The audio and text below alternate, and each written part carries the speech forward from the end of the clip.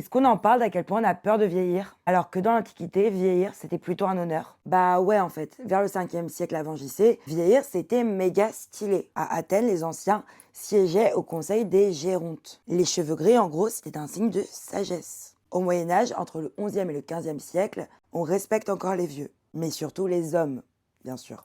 Pour les femmes, vieillir, c'est perdre sa beauté et sa capacité à enfanter, donc sa place dans la société. Puis, au XVIIIe siècle, sous Louis XV, l'Europe invente le culte de la jeunesse. Perruques, fards, corsets, on efface les marques du temps. Vieillir devient presque un manque de goût. Au XIXe siècle, avec la révolution industrielle, on valorise la vitesse, la productivité et le neuf. Et au XXe siècle, la jeunesse devient un produit. En effet, dans les années 50, Hollywood efface les rides à la lumière. Et dans les années 80, on arrive avec la chirurgie et tous les produits miracles. En fait, on n'a pas vraiment peur de vieillir. On a peur de perdre de la valeur dans notre société. Et encore plus quand on est une femme. Alors que vieillir, finalement, ce n'est pas un défaut, c'est plus une mémoire.